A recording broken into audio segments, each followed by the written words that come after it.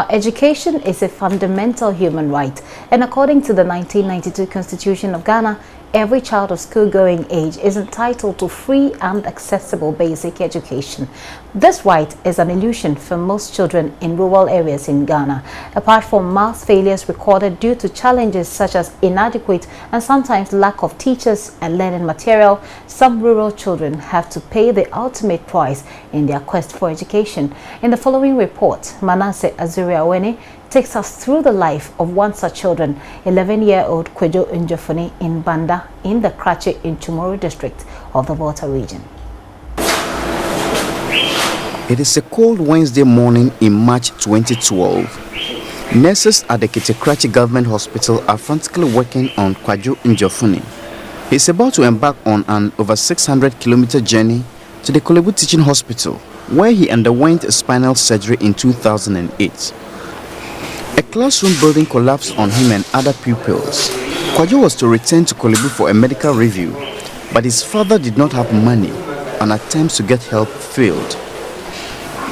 Kwadwo has since been paralyzed and ridden with bed sores.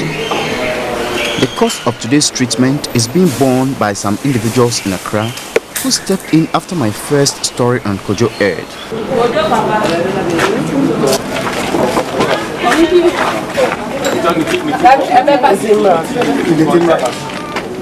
After nearly 4 years, Kwadwo's father is still hopeful. I want Kwadwo to get well and return to school. I'm very sure he will get well when he gets to Korle Bu. That hope was dashed at the Korle Bu Teaching Hospital. Dr. George Wepaba, a consultant neurosurgeon, confirmed the couple's fears. Kwadwo has not come back for follow-up since 2008. He's been staying in his village. His parents are poor, so they had a problem with rehabilitation, physiotherapy, which is one of the recommendations we gave at that time. He's not had enough physiotherapy.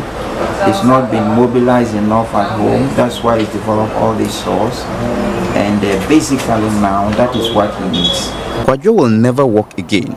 He can neither urinate naturally nor control his bowels and would forever wear diapers to soak the involuntary discharge of fecal waste. Kwadwo has also lost his manhood. Those who sponsored his treatment were also disappointed. I feel very sad and disappointed that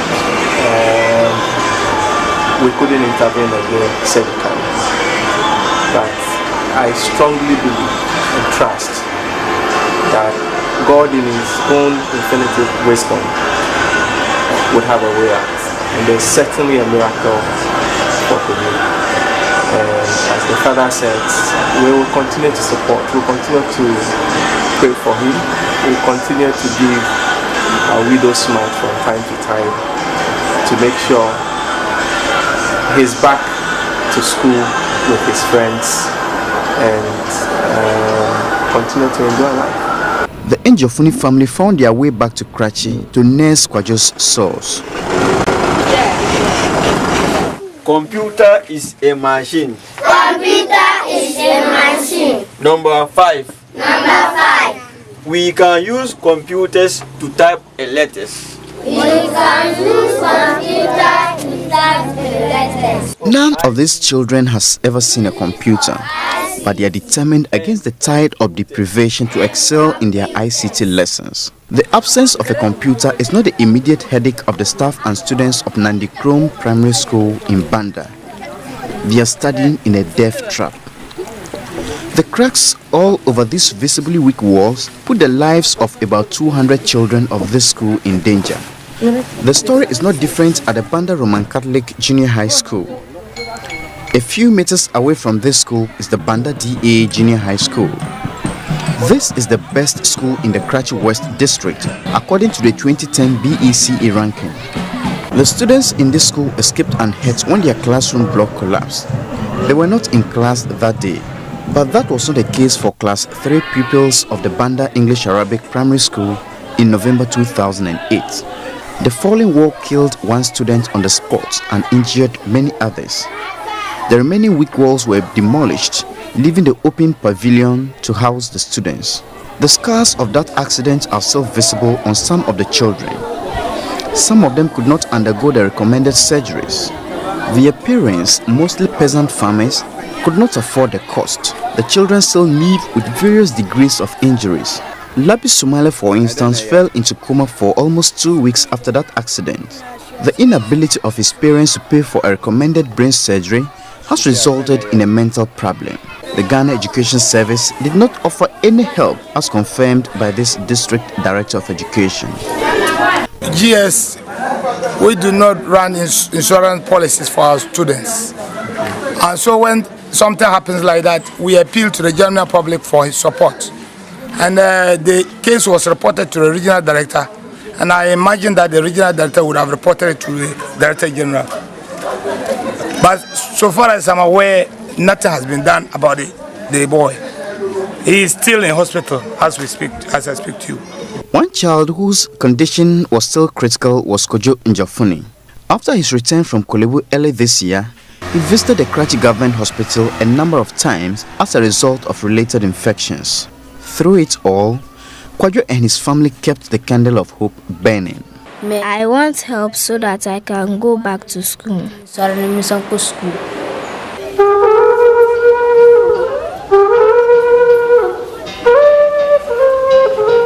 Kwajo died after 4 years of fierce resistance and indescribable suffering.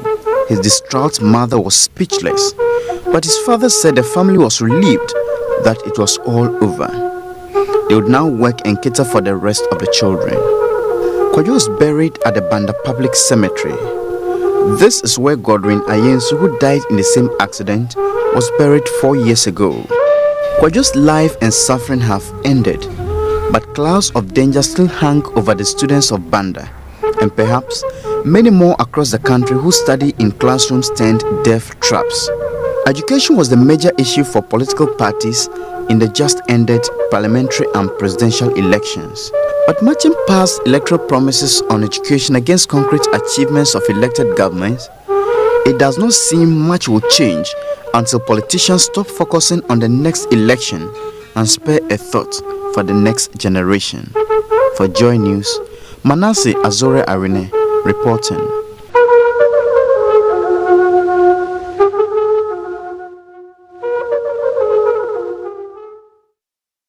May his daring soul rest in perfect peace.